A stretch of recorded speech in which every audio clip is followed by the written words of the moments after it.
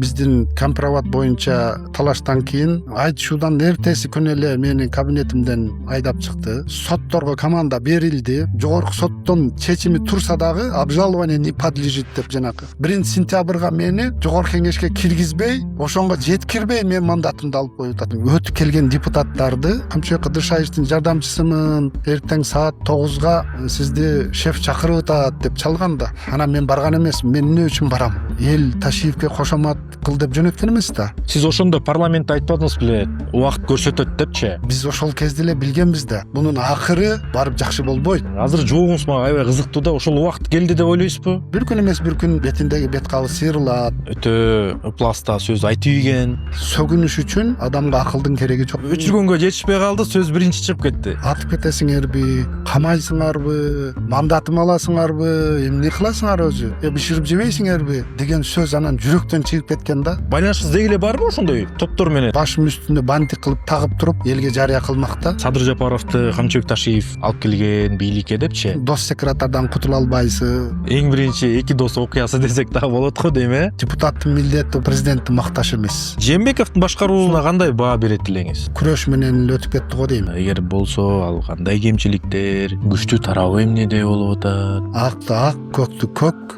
тиешелүү адамдар жоопкерчиликке тартылыш керек да. Кечирим сурады да. Анан сиз ошону кандай кабыл алдыңыз? Канчалаган көз жаштары акты, канчалаган энелер ыйлады. Мына ошолор кечире экен. Саясатта таза бойдон калуу мүмкүнбү? Сөзсүз.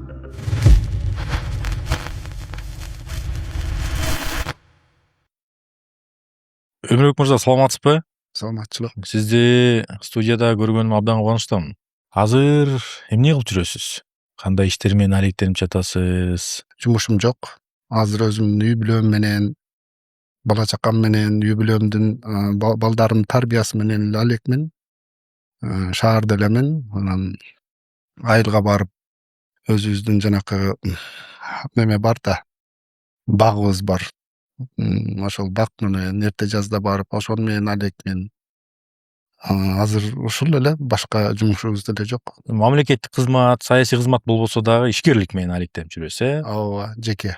Мени кызыктырган суроо, сиз качан саясатка келдиңиз эле? Мен ошол боюнча так маалымат ала алган жокмун да. Кайсыл учурда аралашып баштадыңыз эле саясатка? 2007-жылы анда Бакиевдин учуру болчу. Ошондо бир мандаттуу шайлоо округунан, биздин номер 50-чү бир мандаттуу шайлоо округдан биздин депутат счетный палатага кетип, ошонун орду бошоп, ошол жерден мен 28 жашымда бир мандаттуу шайлоо округунан мен талапкерлигимди койгонмун. Анда мен 28 жашта болчумун. Анан биз жана маарага жетпей парламент тарап бир мандаттуу. Андан кийин жана партийный список менен депутаттар келбедиби? Ошол учур болчу да. Ошол учурда көз карашыңыз кандай эле, негизи саясий көз карашыңызчы? Мисалы, бийликти ошол учурда колдочу элеңиз же сын көз карашта элеңиз? Мен ошол кезде, мен чынын айтсам, саясатты көп деле мындай түшүнө берчү эле эмес белем. Мындай ичиден билбейчү элем да. Анан мындай сын көз карашта болчумун да. Ошол кездечи. Анан көп жанакы буйртма киши колдуу жанакы заказной убийстволор болуп, журналисттерди, көптөгөн жарандарды ушундай бир буйртма өлүмдөр көп болгондугуна байланыштуу бир аз мындай мен ичимде ушундай бир сын көз караш бар эле. Анан 2010-жылы төңкөрүш деп мен өзүм айтам, революция деши мүмкүн башкаларчы. Эми революция болгондо толук алмашат да системачы. Бизде ал нерсе тилекке каршы көп байкалган жок. 2010-жылы сиз келдиңиз ошондо, парламентке депутат болуп. 30 жашыңызда экен да ошол божомолду. 32 жашымда болуп калат. Эмне дегенде мен 1 жылдан кийин 2010-жылы эмес, мен мандатты 2011-жылы алып атам да. Ал кезде жана партийный список менен Ата журт партиясы менен биз аттанганбыз жогорку кеңешке. Ошондо мен мындай аркыракта списоктун бир артырагында жазылып калганыма байланыштуу мага мандат 1 жылдан кийин берилген да. Бирок ошонго жетиштүү добушту биз Араван районундан чогултканбыз да. Ата журт менен, Ата журт. Биз билген Ата журт. ата журт Камчыбек Ташиевдин Ата журт партиясы десек ошол болобу? эле ошол эле. Ошол учурда Ата журт эң көп добуш алып келген, Ооба. орунду парламент албады беле? Ооба. Мындай оппозиция парламентке келди деп дагы бир жаңылык болду эле го. Ооба. А саясат деген сиз үчүн эмне? Кандай түшүнөсүз саясатты? Саясат деген бул кызыкчылык. Эмне кызыкчылык? Кандай Эки кызыкчылык? адамдын бириккен жери бул саясат болот, ошол кызыкчылык. Саясат деп туруп эле ыплас нерсенин баардыгын саясатка чыгарып коюшуп атат да. Бирок илгерки биздин ошол легендарлуу парламенттин депутаттары мындай ыплас иштерге, ыплас жоруктарды кылган эмес, кандай десем, алар мындай сыймыктана турган кишилер болгон да. Анан мына ошолор деле саясатта жүргөн да. Саясат таза болчу да ал кездечи. Анан кийин адам саясатты адам булгайт да. Саясатчы булгайт. Саясат өзү булганбайт. Аны адам булгайт да. Ошол саясатчылар булгайт. Туура. Адам кандай болсо, саясат Саясат дагы ошондой ошондой болот болот. да. Сиз бай саясатчылардын катарын толуктайсызбы? Жок. Бай саясатчы эмессиз, Мен 100% айта алам, андай эмес. Сиз жана подкастта чыгарыпсыз го? Ушундай деп. Анан мен түбүндө бир комментарийни окуп калдым. Байлыгы каяктан экен деп. Ооба, ошентип жазып атышат да, анан мен да таң калдым. Аны Темирбек мырза бай окшойт деп.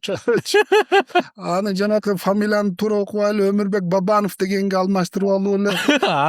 Өмүрбек Бакировду Өмүрбек Бабановго. Бакировду, анан Өмүрбек анын жана бирөө ссылкасын жөнөтүп коюптур. Ал ссылкага кирсе, Мен да кирип көрдүм ал шилтемеге. көрдүңүзбү? Өмүрбек Токтогулович анан тигинде мындай деп толтура суроолор жүрөт. Ооба. Анан мен айттым, мен адашып жана Өмүрбек Бакиров менен Өмүрбек Бабановдун эми бир-эки эле тамга айырмасы бар, ошол жерден адашып атат. Азыркы парламентке кандай баа берет элең? Буга баа бериш мына эми келгениге мындай жакын деле болду да. Мынан өткөндөгү парламент 7-чи чакырылыш. Биз ошондо жана Сиз 7-чи чакырылыштын депутаты болгонсуз да. Ооба. Мына ошол парламент өзүнүн функциясын, өзүнүн милдетин аткара албай калган. Кандайча? Бул Кыргызстандын тарыхында болгон эмес. Өкмөттүн мүчөсү, министрлер кабинетинин төрагасынын орун басары жогорку кеңешке келип алып, 30-35 чакты депутат өзүнүн фракциясын чогултуп алып, тургузуп алып, ар бирин урушканына. Жогорку кеңешке келип, министрлер кабинетинин төрагасынын орун басары, президент дагы эмес. Министрлер кабинетинин төрагасы дагы эмес, анын орун басары келип туруп, депутаттарды тизип отургузуп, ар бирини зекип, урушуп, сен монаны сүйлөсүң, сен моундай кылдың деп, ар бирин алар жүгүнүп турганда. Жүгүнүп турган. Бул депутаттардын алсыздыгы болуп атабы ошондо? Депутаттар өзүнүн функциясын аткара албай калган. Депутаттар ошол кезде мындайча айтканда кошоматчылыкка өтүп кеткен. Жогорку кеңеш кандай десем, кошоматчылардын ордосу болуп калган. Жанакы бириден ашып бири кошомат. Эртең менен урматтуу генералыбыздан башталып, кечинде сессия урматтуу генералыбыз менен бүтүп калган. Сессия ошондой эле болуп калган. Министрлер кабинетинин төрагасынын орун басары мени чакырды деп депутаттар мактанып калган. Мен жолугуп чыктым, колуну кармап чыктым, көрүшүп чыктым деп адам сыймыктануу менен айтып калган депутаттар. Андай болбошу керек. Андай болбойт, ал жогорку кеңештин өзүнүн орду бар да. Жогорку кеңештин өзүнүн функциясы бар. Ал көзөмөлдөөчү орган. Эмнеге андай болуп калды? Эмнеге ошондой төмөн бир абалга түшүп калды парламент, депутаттар? Бунун себептери мен ойлойм көп. Башка себептерди айта кетсеңиз. Башка себептери жогорку кеңешке ээрчиме, четелеме, кошоматчы, позициясы жок.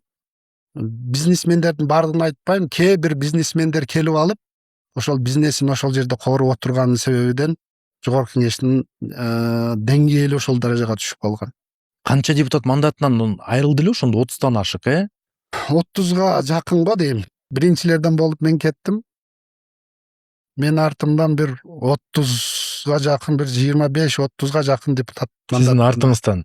Мен артымдан кетти. Азыр мисалы ала турган болсок, депутаттар дагы мандатын тапшырып жатышат.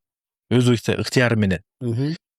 Кандай ойдосуз ошол окуяга? Эмне себептен келип чыгып атат бул? Азыркы учур менен ал кездеги учурду экөөнү салыштырып болбойт да. Ал учурда кандай десем, сын көз караш, мындай өзүнүн позициясын айткан же болбосо дагы бир өзүнүн депутаттардын баардыгын мен жактабайм. Ошол кездеги көпчүлүк өзүнүн бир себептерден улам өздөрүнүн макулдугу менен өздөрүнүн немеси менен кетти да, мандатын тапшырып берди да. Көпчүлүгү мындай иш козголду, аны дагы билесиз, иш козголуп ошонун айдан кеткен. Азыркы кетип аткан депутаттар булар кандай десем, уюшкан кылмыштуу топ түзүлгөн да. Парламенттин ичиндеби? Парламенттин ичинде, коомчулукта, укук коргоо органдарынын ичинен уюшулган кылмыштуу топ. Жана ОПГ деп атпайбызбы? Ооба. ОПГ бул көчөдөгү эле криминалды ОПГ дебейт. ОПГ деп ар бир тармакта уюшулган кылмыштуу топту ОПГ деп коебуз да, бул орусчасы. Түшүндүм. Мана бул коомчулуктан жанакы 75 аксакалдын 5өөсүн алып кирип камады да, туурабы? Ооба. 5өөсүнү кайсыл статья менен камады? Кылмыш иш козголду да. Кандай кылмыш иш козголду? Массалык башаламандыкты уюштуруу боюнча иш козголуп, ошол 5өө камалды, туурабы? Мана ошонун уландысы жогорку кеңеште дагы бар. Коомчулуктан жогорку кеңешке, укук коргоо органдары мына чыгып атпайбы, туурабы? Уюшулган кылмыштуу топ түзүлгөн бул жерде. Ошол катты 75 адамдын катын алып келип түшүргөн. Булар мындай алдын ала уюштурулган, булар алдын ала сүйлөшүлгөн, бул даярдалган, мондай бир уюшулган кылмыштуу топ түзүлүп туруп, буну ишке ашырыш үчүн процесс башталган да. Бийликти алыш үчүнбү? Бийликти алыш үчүн болду. Мына ачык чыкпадыбы эми, ал менин сөзүм эмес, ачык эле айтылып атпайбы? Бул коомчулукта, укук коргоо органдарында канча адамдар камалды, жумуштан кетти. Бул уюшулган кылмыштуу топ түзүлгөн. Мына ошол депутаттардын ичинде дагы ошонго тиешеси барлар өздөрү эле моралдык жанакы жоопкерчилигини ойлоппу, же болбосо кандайдыр бир өзүнүн коркунучуданбы, же жагыныш үчүнбү, же жанакы дагы бир башка себептерден улам бул таштап кетип атат да. Эми ушул аракеттин Ал кезде жанакы 2021-22 жылдары биз кеткен учурда мындай уюшулган кылмыштуу топ түзүлгөн эмес да. түзүлүп баштаган да бирок. Кандай түзүлгөн? Эми сиз айттığınız боюнча эгерде анализ кылып турган болсок, ошол учурда түзүлүп баштаган да, силер мандатыңызды тапшырып кеткенден кийин. Ал 21 жылы башталган. Ооба. Уюшулган кылмыштуу топ. Ал ошол киши ошол жерге өзүнүн тиги адамдарын депутат кылып алып келип, бул даярданып баштаган да ошол маалдан эле баштап. Ошондо эле белгилүү болчу беле? Эми жанагы көргөдө эле мындай көрүнүктүү болчу да бул. Анан мамлекеттик саясат бир эле болуш керек. Президенттин командасы бир эле болуш керек. Президенттин командасы болду. Ал министрлер кабинетинин төрагасы, анын орун басары, башка болобу, баардыгы бир эле команда президенттин командасында болуш керек. Бирок бизде эки баштуу болуп калган да. Анын ичинде анан кийин кайрадан бир команда түзүп, өзүнө жогорку кеңештин депутаттарын алып келип, өзүнүн командасын түзүп, бунун ниети, бунун жанакы алдыга койгон максат ошол кезде эле мындай анык болчу да. Сиз мандатыңызды тапшыргансыз десем туура болобу, же болбосо алып койгон десек туура болобу? Кандай ойдосуз? Депутаттык мандатымды 2022 жылы 17 ноябрь күнү жанакы биздин компромат боюнча жанакы талаштан кийин бизде процесс башталды. Мен депутат болуп келгениме 1,5 жыл болуп калган болуш керек эле. Анан ошол кезден башталды. Мен кабинеттен кууп чыкты. Ооба, өтө күтпөгөн, өтө уят бир иш болгон бул. Ооба, ошол мыйзамсыз. Ошол биздеги айтышуудан эртеси күнү эле мени кабинетимден айдап чыкты. Андан кийин сотторго команда берилди. Соттор анан жанакы 2021 жылдагы биз ошол депутат болуп шайланып келген учурда добуш сатып алуу боюнча бир арыз түшкөн экен. Арыз бизге жогорку кеңешке мандат бериштен мурда депутаттарга аны укук коргоо органдары жогорку сотко чейин 3 жолу сот болгон да. Сот болуп, биринчи станция менен экинчи станция жогорку сот да жогорку сотко чейин өкүмүнү чыгарып, бунун добуш сатып алууга тиешеси жок деген жогорку соттун чечими турса дагы обжалование не подлежит деп жанагы. Ошол эле иш боюнча 2022 жылы 17 ноябрдан кийин кайра ошол иш көтөрүлүп атат да. Козголуп атат дагы. Ошол иш менен анан сот 2023 жылы августтун 28 август жогорку сот акыркы чечимини чыгарып атат. Ага чейин биринчи, экинчи станция чечимдерин чыгарып барып, ошол аралыкта анан акыркы чечимин ошол 28 августта чыгарды. 30-31 августта менин мандатымды алып атат.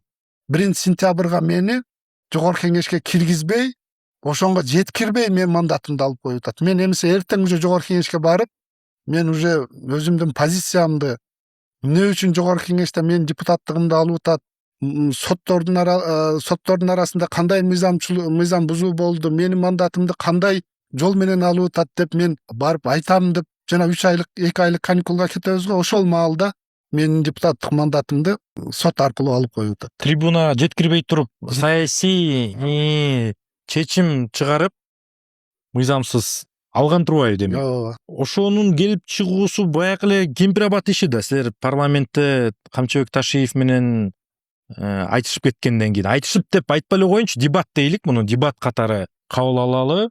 Ошондон кийин башталды да угунтук, туурабы сизге? Ооба. Ошондон кийин башталды. Эми ага чейин жана айтпадымбы, ага чейин прокуратура дагы, ошол ички иштер министрлиги дагы өзүнүн жанагы ошол козголгон кылмыш иштердин негизинде бунун тиешеси жок деп, ошонусуна карабай жогорку сотко чейин 2 жолу сот болуп, жогорку сот чечимини чыгарып, андан кийин бизге мандат берилген да. Андан кийин мына ушул процесстер кайрадан башталып атат да.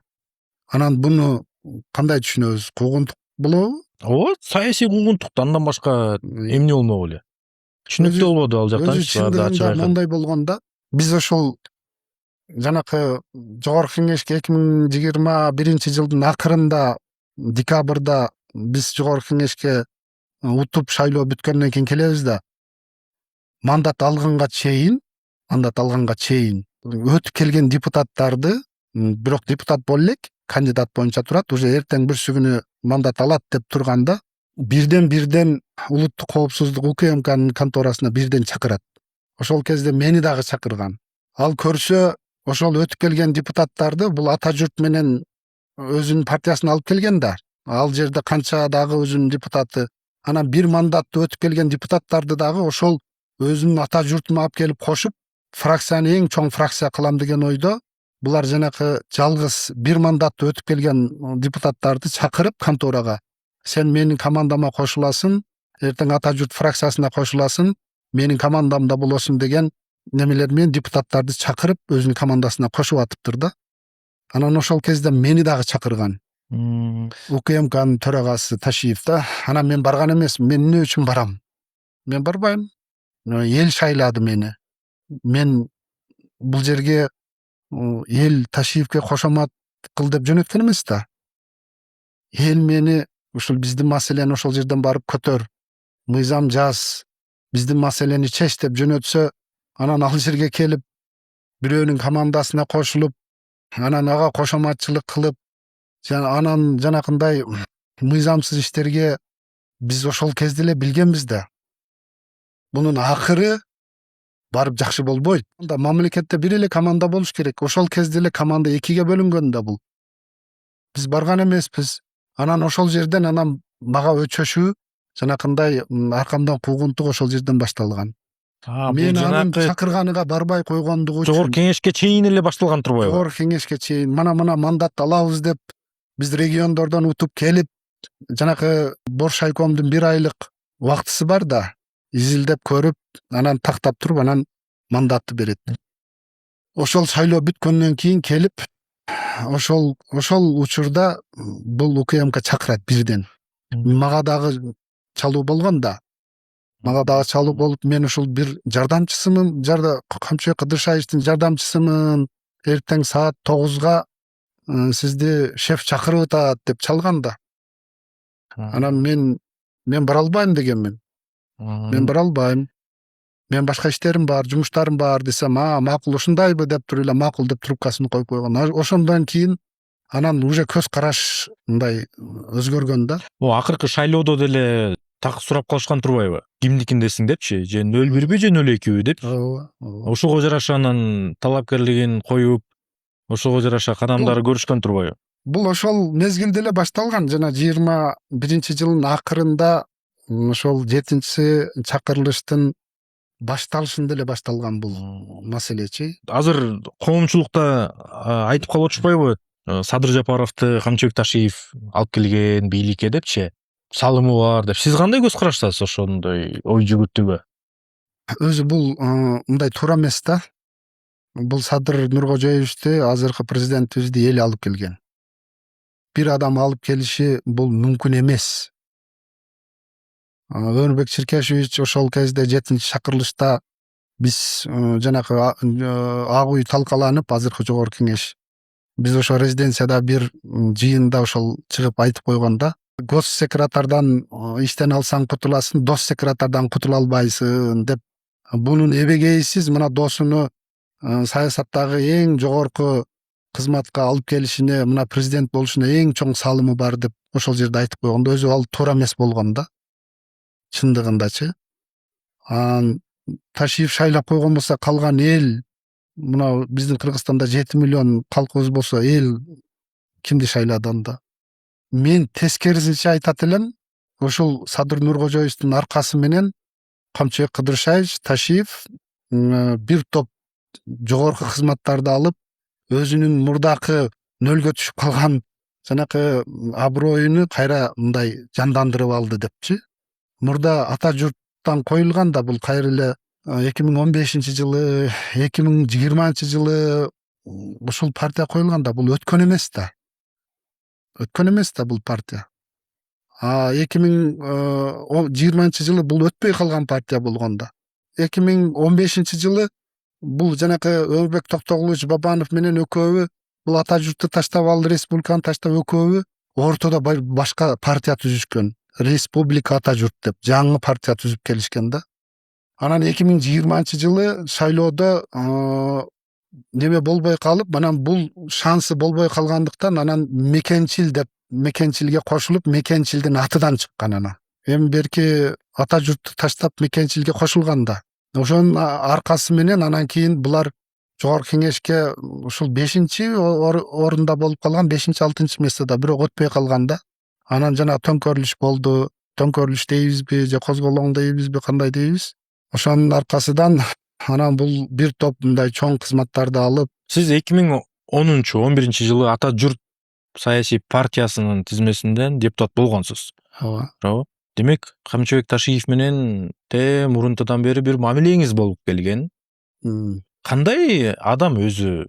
Кандай мүнөздөйт элеңиз? Эми азыр кандай десем, эми азыр мындай ошол Ташиевдин немесине мындай коомчулукта дагы жетиштүү жанакы сын пикирлер айтылып атат. Сын пикир эмес, фактылар менен айтылып атат канчалаган немелер. Анан ошолор жетиштүү го дейм. Мына биз ошондо мындай жогорурак болсок дейм да. Анан ошол кишинин жекече немесине, анын мүнөзүнө же болбосо башкасына өтпөй эле ошонун ишмердүүлүгү боюнча эле мындай сөз кылсак жакшы болот да.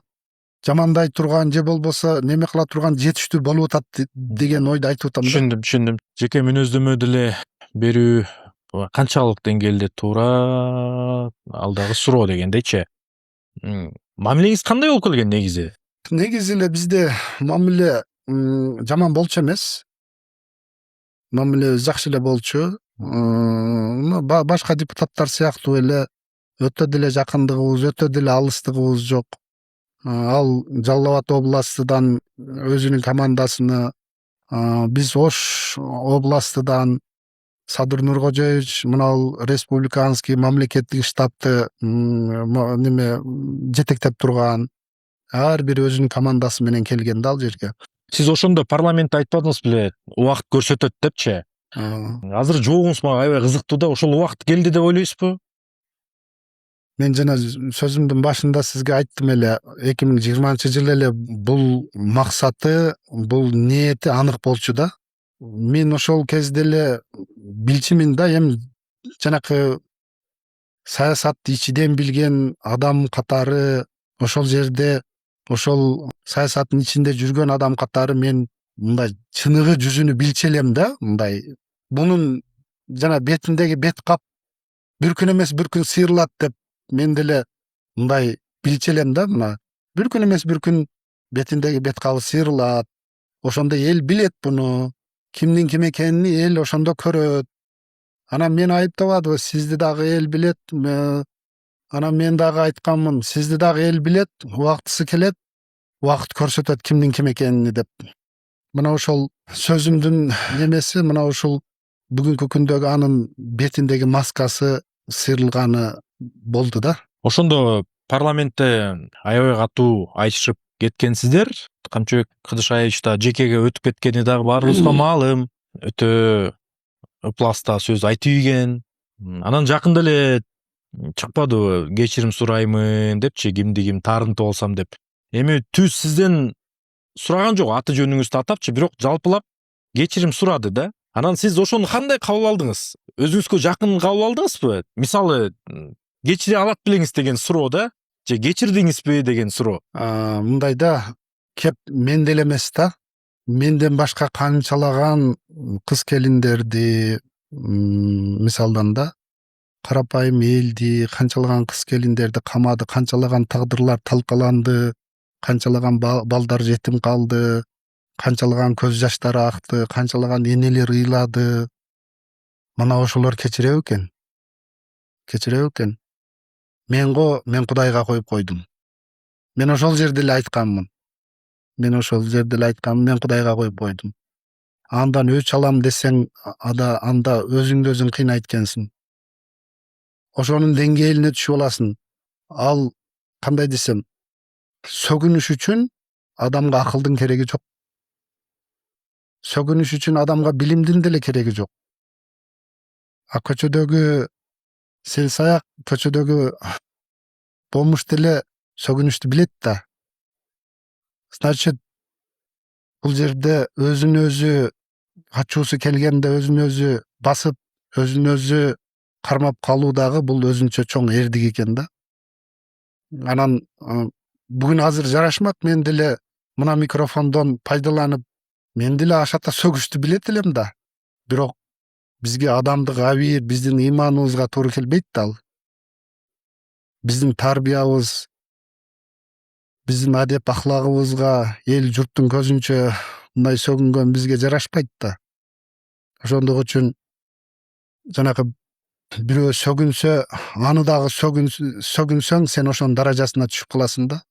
Ошондук үчүн ошондон бийик болуп мындай көңүл бурган жокмун да мен аны.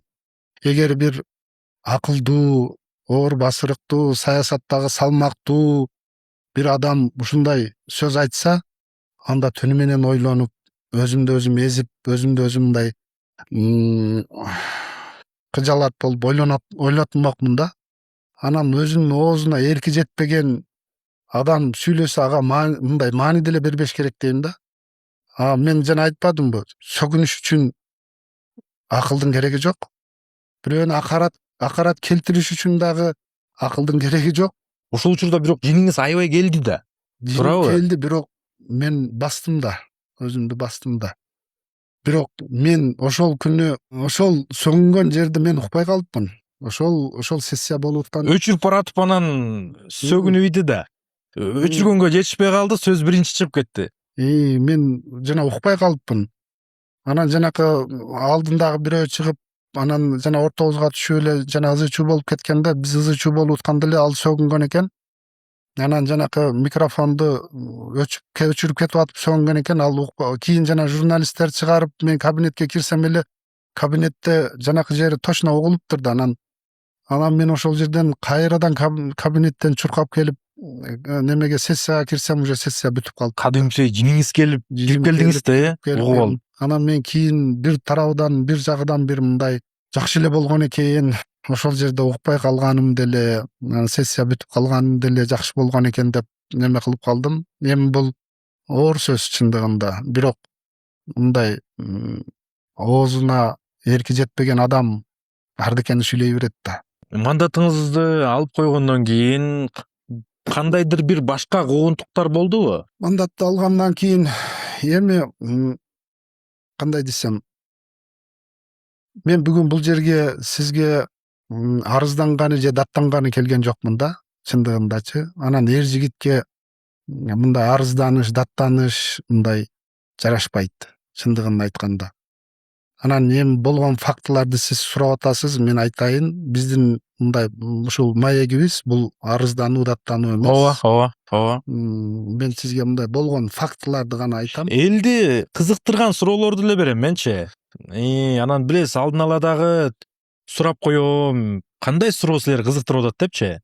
Көпчүлүгү ушул темага токтолгусу келип атат да. Анан эгер болсо болду деп өзүңүздүн оюңузду айта кетсеңиз. Мындай болгондо, чындыгын айтканда, ошол окуя болгондон кийин, ошол окуя боло электе эле даже бизге ал жерде эми жанакы акыркы чекке жетип, кызыл сызыктан чыгып, жарылып кеткен жер болгон да. Анан жанакы мурда мындай жакшы сөзгө, адамча айткан сөзгө түшүндүрө албай, айлан кеткенден анан чыгып алып туруп, ушул жана жете турган жерге жеткенден кийин, анан сөз менен түшүндүрө албай калганыңда, анан кийин акыркы сөзүң бышырып жечи, колуңдан келгенин кылчы деген сөз да бул. Бышырып жечи деп. Анан ага чейин эле уже бизде көптөгөн баягы кысымдар, куугунтуктар. Анан мен жогорку кеңешке келсем эле жанакы чоочун адамдай, жана башка планетадан түшүп калган адамдай депутаттар мени башкача көз менен карап, эмне болуп атат десем, тиги жакында камалат экен, жакында мандатын алат экен, тигинин жакында камалат экен деп.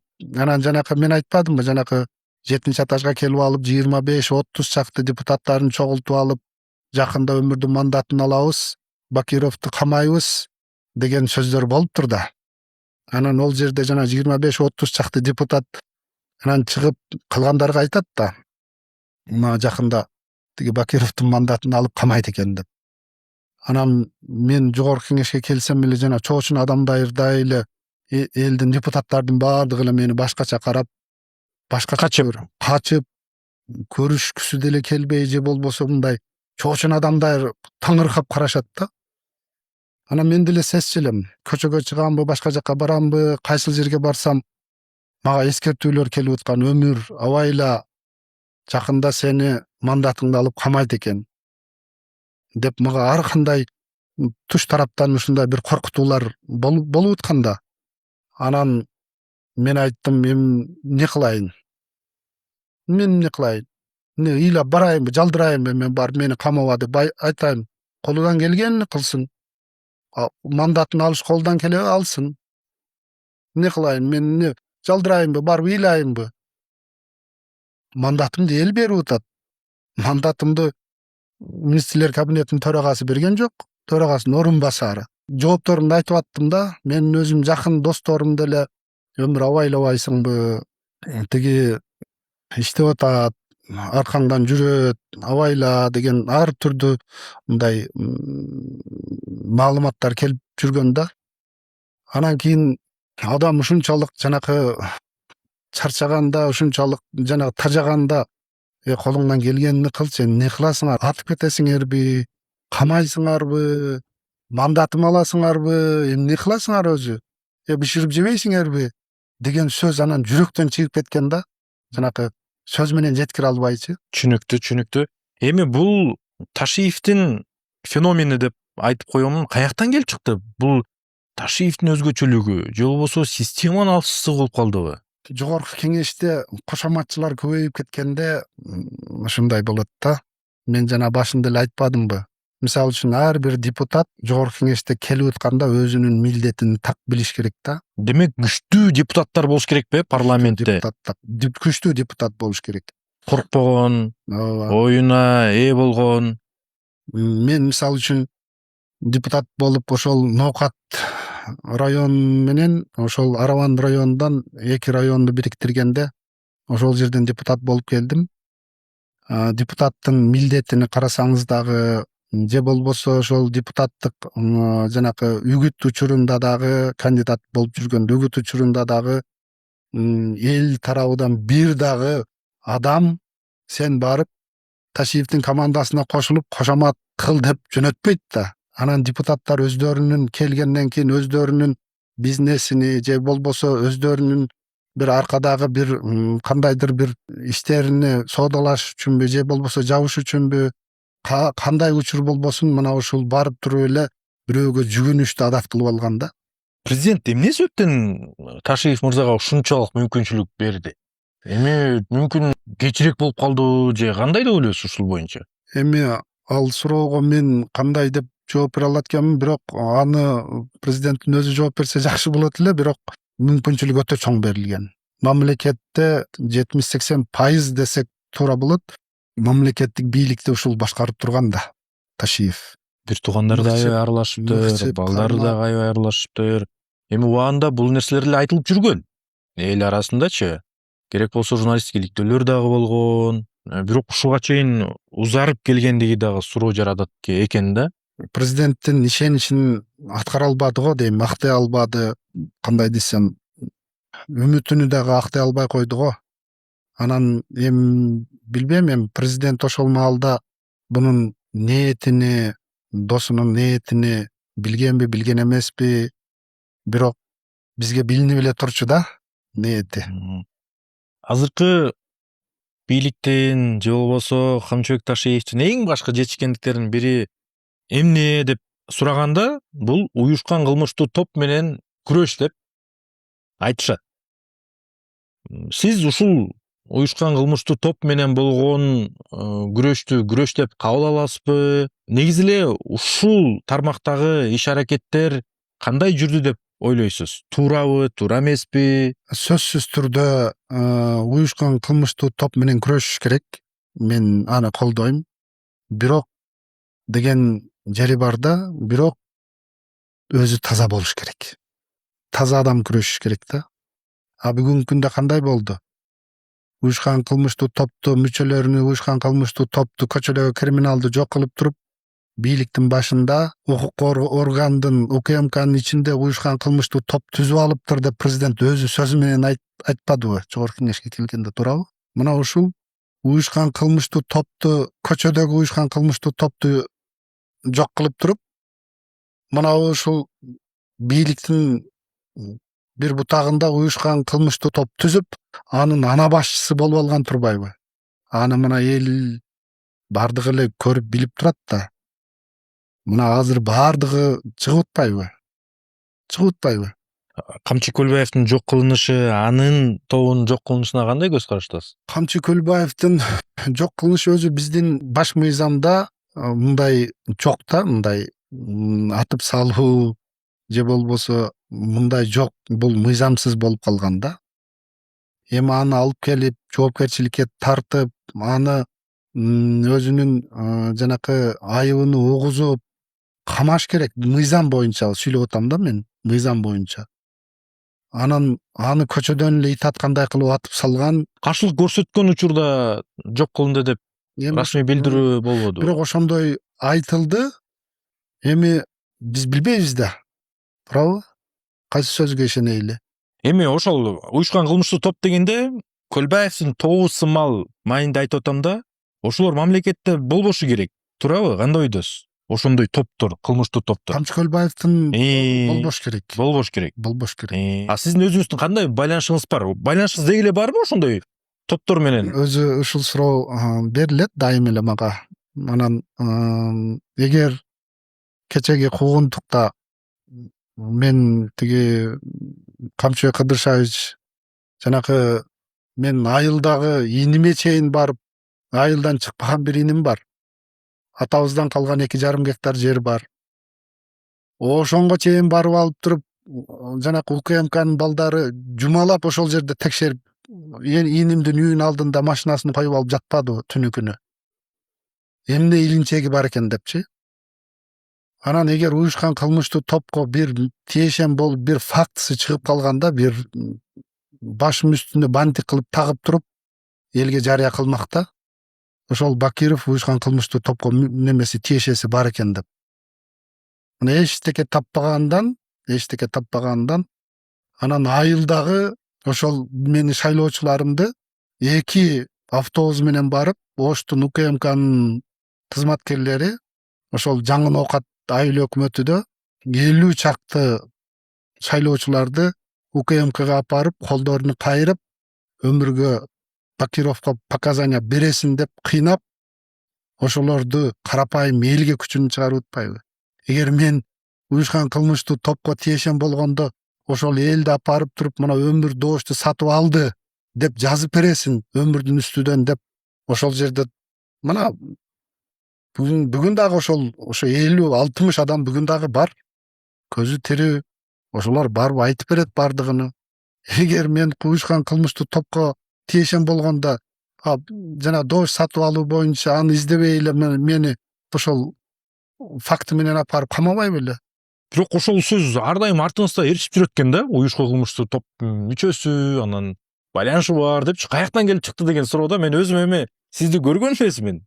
Ачык айтканда далилдерим да жок, бирок эмнегедир ошол нерсени айтышат экен да. Жанакы паракор же болбосо коррупционер же саткын же бузуку деген бир ярлык жанакы немелерди, айыптарды кое албаса, анан жок дегенде ушул бул жанакы спортко жакын экен деп, анан спортко жакындардын бардыгын эле анан ОПГга жабыштырса боло берет деп ойлосо керек да.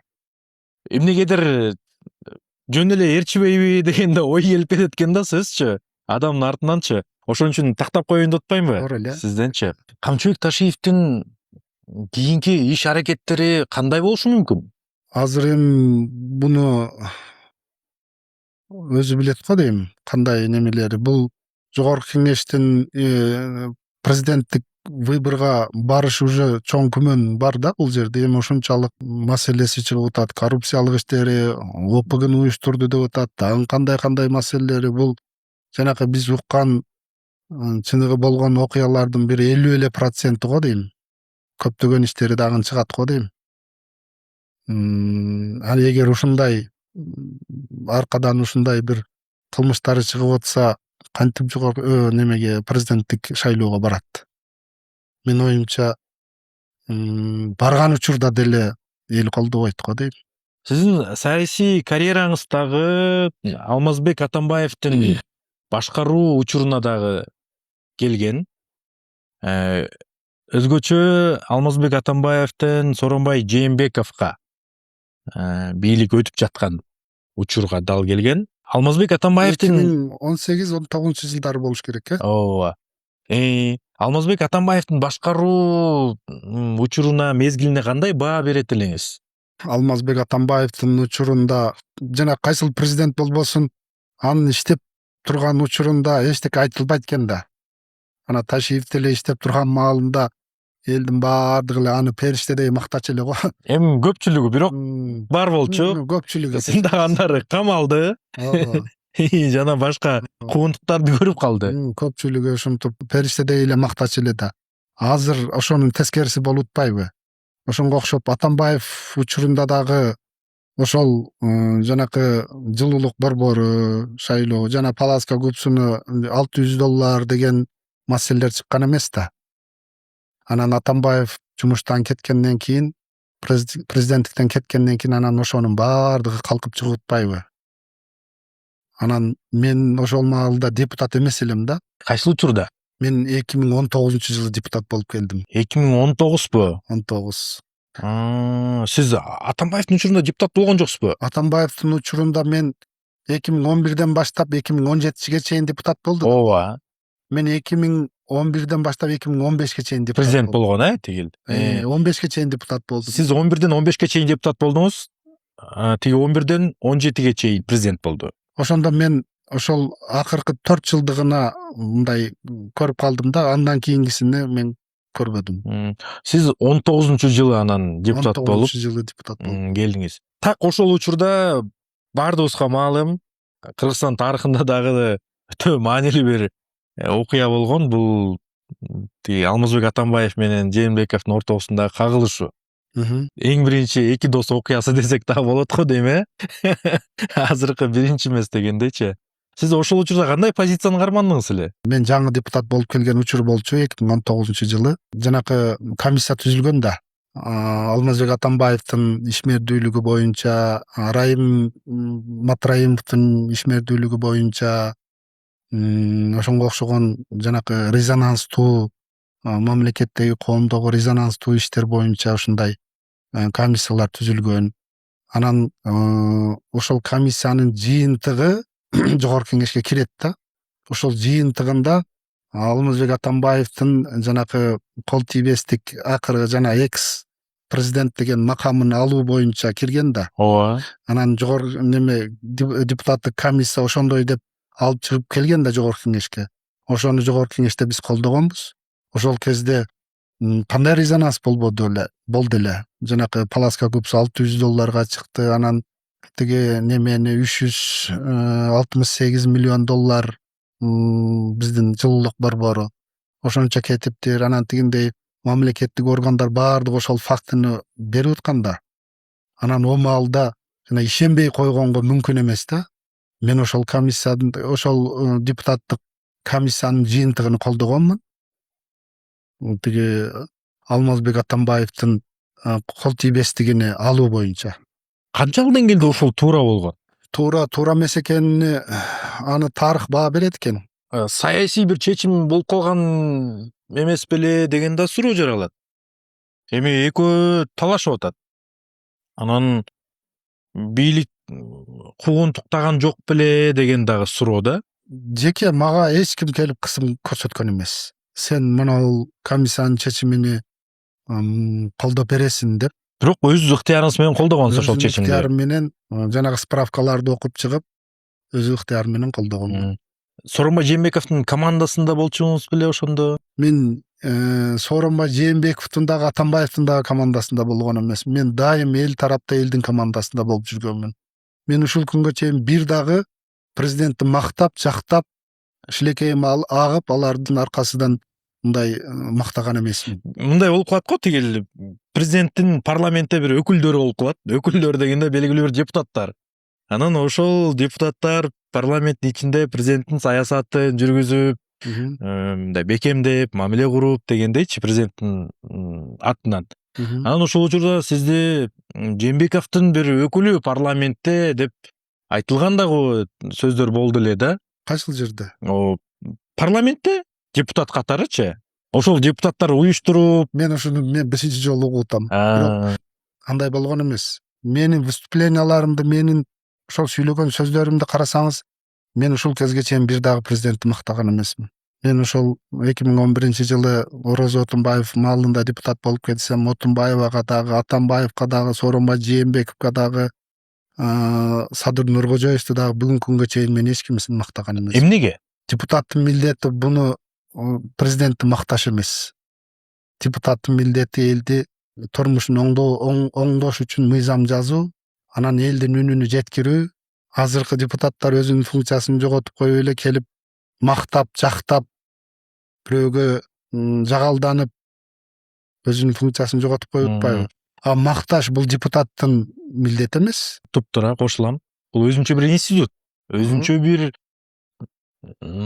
саясатчы адам да, депутат эмечи. Өзүнчө бир саясаттын субъекти да. Ошол себептен улам ал көз карандысыз болуш керек сөзсүз. Жээнбековдун башкаруусуна кандай баа берет элеңиз? Ошол 3 жыл башкардыбы? Жээнбековдун башкаруусу бүгүнкү күндө кандай баа берсек деле, мындай 3 жылда мындай башкаруусунун мындай баш аягы деле билинген жок да. Күрөш менен эле өтүп кетти го дейм. Күрөш менен эле. Алмазбек Атамбаев менен болгон күрөштү айтып атасыз. Күрөш менен эле өтүп кетти. Мамлекеттин мындай экономикасын көтөргөнгө убактысы деле жетпеди го дейм. Коомчулук тарабынан дагы бир топ актуалдуу маселелер көтөрүлгөн ошол учурдачы. Бажыдагы коррупцияны айтсак, мисалычы. Анан ошолорго дагы Жээнбеков тарабынан реакция нөл болуп калбады беле? Мага далил бергиле депчи. Ошол кемчилиги болду да. Ошол кемчилиги болду. Коом кандайдыр бир маселени көтөрүп атканда сөзсүз угуш керек да. Угуш керек.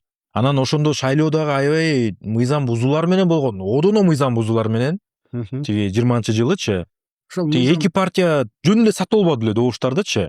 Сиз катыштыңызбы ошондо шайлоого? катышканмын. Кайсыл партиядан катыштыңыз эле? Биримдикпи? Сиз биримдикте элеңиз. Биримдик. Ошол биримдик менен тиги мекеним Кыргызстан эң башкы тигил азыр айтып атпайбы төңкөрүштү жакындаткандагы ошол эки партия депчи. Мандат алдыңыз беле сиз? Жыйынтыгында. Мандат тийген жокко. Мандатка жеткен жок. Шайлоодон кийин тиймек беле деген суроо да. Неге эле? Эмнеге биримдик менен? Биримдик менен тигил мындай болбоду эле. Биримдик менен Сооронбай Жээнбековдун командасы, мекеним Кыргызстан менен Матраимовдун командасы. Бизде кандай десем, бизде акыркы маалда ушул партиялар тез өзгөрүп, жаңы чыккан партия, мына кече эле түзүлгөн партия 40-45 мандат алып, ошондой бизге өнөкөт болуп калбадыбы? Туурабы? Ооба да. Анан тарыхы бар партиялар деле калып кеткен. Анан президент колдогон партия өтүп, бул болуп келген да. Президент неме учурунда, Атамбаев учурунда социал-демократтар, андан кийин Сооронбай Жээнбеков маалында мекеним Кыргызстан менен биримдик, мына ушундай эле болуп келип атпайбы? 2020-жылы окуя болот деп ойлодуңуз беле, болуп кетет деп? Ошондо жанакы мыйзам бузууларды көрдүңүз беле деген суроо. Мен ошентип ойлосом. Тиги добуштарды сатып алуу, мисалчы, аябай эле ачык айкын жүрбөдү эле ошондочу. Бир адамдын эле жоопкерчилигиндеги адам неме эмес да, бул өтө чоң компания да. Мисалы үчүн мекеним Кыргызстан өзүнчө, биримдик өзүнчө, оппозиция жок эле бири-бири менен чабышып, бири-бири менен эле конкуренция болуп, мына ошондой болбодубу? Анан эгер ушул шайлоо жокко чыгып, эл нааразычылык күчөп, ошондой болуп, жанакындай төңкөрүш болуп кетишини билсем, мен жогорку кеңешке ошол жерге барбайт элем да. Ошол партияга кошулбайт элем да. Бирок мындай суроо жаралып атат да, мен бардыгы эле көрдү го дейм. Негедир мен ошондой сезим да. Жанакы эки партия добуштарды сатып алып атканын, бири-бири менен күрөшүп атканын баарыбыз эле көрдүк да. Анан сиз көрдүңүз беле деген суроо. Биз өзүбүздүн регион менен эле, өзүбүздүн жанакы шайлоо участкасы менен эле алек болгонбуз да. Анан мамлекеттик деңгээлдеги чоң баягы немени мындай биздин убактыбызда эле болгон эмес. Добушту жокко чыгар деп чыккандар талап кылса да добушту жокко чыгарбай анан тиги түнү окуя болуп кетпедиби? Ооба, кемчилиги болгон. Ошол кезде чындыгында добуш сатып алуулар ошол мекеним Кыргызстан, биримдик, аны биз жокко чыгара албайбыз да, туурабы? Эгер лично менин өзүмдүн ошол округумда мага бөлүнгөн ушул округтан боло турган болсо, мен сизге мындай тап жооп берем да. Эми башка бирөө, башка кандидаттар кылган маселеси үчүн, алар үчүн мен жооп бере албайм да. Алар өзү жооп бериш керек. Азыркы учурда Садыр Жапаровдун саясатына кандай баа бересиз? Кылып аткан иш аракеттерине туурабы, туура эмеспи? Мүмкүн кемчиликтери болуп жатат. Эгер болсо, ал кандай кемчиликтер? Күчтүү тарабы эмнеде болуп атат? Мына эми жана досу менен күрөштүн аягына чыгарыш керек да. Камчыбек Кыдыршаевичтин артынан чыгып аткан бүгүнкү маселелерге чекит коюш үчүн карапайым элге дагы мыйзам бардыгына бирдей иштейт деген сөз далилдениш үчүн бүгүнкү күндө мына ушул иштин аягына чыгыш керек. Бул иштин аягына чыкпаса, карапайым эл, мисалы үчүн жөнөкөй эл, анда жөнөкөй элден мыйзамдуулуктун сурай албай калат да. Башкалар ушунчалык коррупциялык иштери, дагы башка иштери чыгып атса, анан карапайым эл башка бирөөлөрдүкү, мисалы үчүн 30 миллиард дагы сөздөр айтылып жүргөн, 30 миллиард сом мамлекетке зыян келтирди деп, туурабы? Алар жоопкерчиликке тартылбаса, азыркы Кыргызнефтегаздагы 4 миллиарддан ашык сом ал ачыкка чыгып атат. Буну мен айткан жокмун, буну ошол мамлекеттик официалдуу органдар өздөрү айтып атат да, туурабы? Раз айткандан кийин мына ушуну акырына чыгыш керек. Акты ак, көктү көк деп баа берилиш керек. Юридикалык баа берилип, тиешелүү адамдар жоопкерчиликке тартылыш керек да. адилеттүү баа, бейтараптуу баа берилиш керек. Ошондо элдин, жөнөкөй элдин, карапайым элдин ишеничи бүгүнкү бийликке артат, мындан да артат. Эгер мына ушул мындай аяк жабыл боюнча кала турган болсо, элде бүдөмүк суроолор, ойлор кала берет да. Өмүрбек мырза, кыска суроолор. Кыска берем, каалагандай жооп берсеңиз болот. Саясатта достук болобу? Мен үчүн бар, бирок саясатта жок өзү. Бирок мен үчүн бар. Жеке жашоодо бар. Жеке жашоодо бар. Ошол жеке жашоодогу достукту саясатка аралаштырбашы керек. Аралаштырбаш. Эгерде бүгүн саясатты баштай турган болсоңуз, ушул эле жолду тандайт белеңиз? Жаңыдан баштай турган болсокпу? Ооба. Ооба, мен бүгүнкү саясаттагы жолума эч мындай нааразы эмесмин. Депутат катары системанын ичинде жүрдүңүз. Системаны өзгөртүү мүмкүнбү же бул бир иллюзиябы? Өзгөртүү мүмкүн, толук мүмкүн. Бир чечимиңиз үчүн өкүнгөн күндөрүңүз болду беле? Менде өкүнүчтүү дагы, кубанычтуу дагы саясаттагы күндөрүм болгон, бир эле маселе үчүн эмес. Кандай ойдосуз? Кыргызстанда система иштейби же адам иштейби? Кыргызстанда система иштеши кыйын болгон ушул күнгө чейин. Саясат иштеген эмес десек деле болот да. Саясатта чындык барбы? Саясатта чындык бар, эми кимге кандай? Ал саясатчынын өзүнүн көз карашыдан да, өзүнүн мамилесиден, саясатчылардын мамилесиден мындай байланыштуу да. Сиз оюңузду эркин азыр айта аламын деп эсептейсизби? Мен өзүмдүн оюму? Ооба. Мен эркин айта алам, 100%. Саясатта таза бойдон калуу мүмкүнбү? Сөзсүз. Сиз саясаттан акча таптыңызбы? Жок. Сиздин саясатта душманыңыз барбы? Мен душманым жок. Ким менен кайра бир столдо отурбайсыз саясатта? Элдин кызыкчылыгы үчүн бардыгы менен даярмын отурганга. Келе жаткан президенттик шайлоодо кимди көрө аласыз ажоо катары? Садыр Нуркожоевич эле, башка ким? Чоң рахмат. Ишиңиз